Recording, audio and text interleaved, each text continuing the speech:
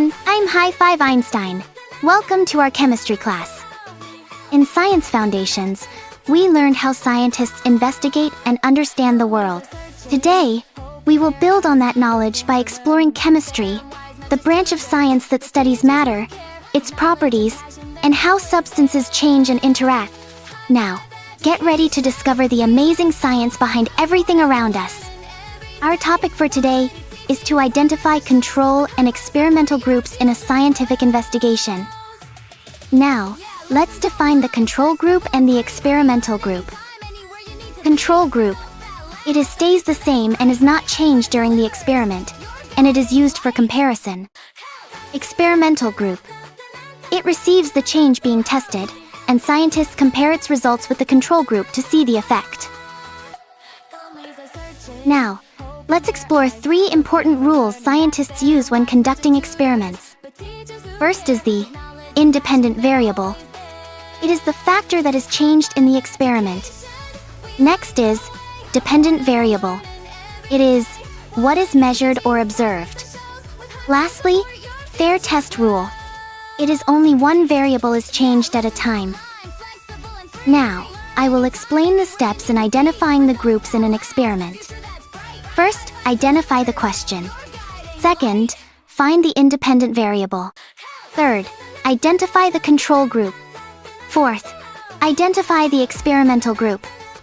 Fifth, compare results. Lastly, draw a conclusion. Now, let's see how identifying control and experimental groups works in a real-life example. Example 1. Homework and student performance. The question is, does doing homework affect test score? The control group is students who do not do homework. And the experimental group is students who complete homework. Example 2. Music and concentration. The questions is, does listening to music affect concentration while studying? The control group is students studying in silence. And the experimental group is students studying with music on. Example 3. Baking cookies. The situation is, a baker wants to test if extra sugar makes cookies taste better. The control group is normal cookies, no extra sugar. And the experimental group is cookies with extra sugar. Control and experimental groups help people test ideas and make fair comparisons. Now, let us explore some real-life applications. 1. Medicine.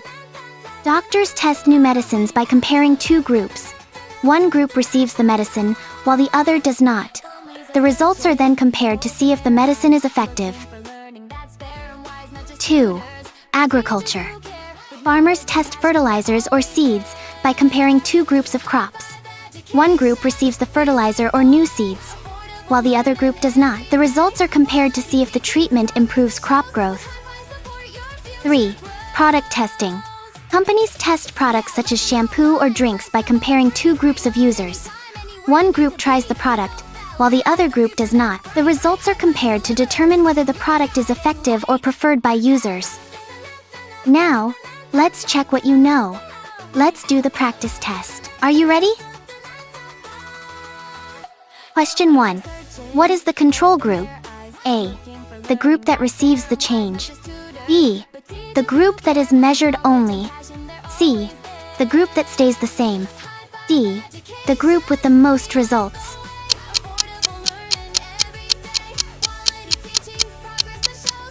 The correct answer is C. The group that stays the same. Question 2. What does the experimental group receive? A. No change. B. The independent variable. C. The conclusion. D. Random condition.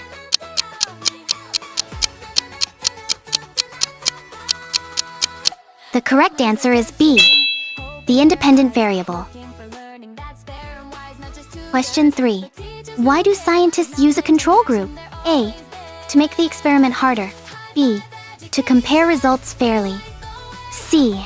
To change all variables. D. to speed up the experiment.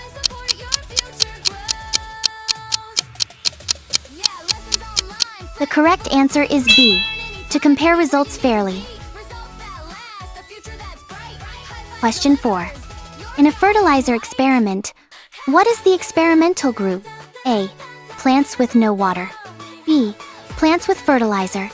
C. Plants in the dark. D. Plants in different pots only.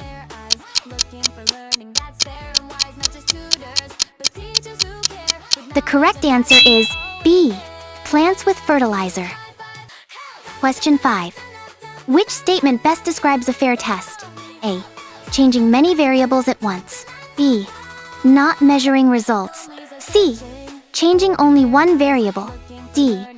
Using different experiments each time.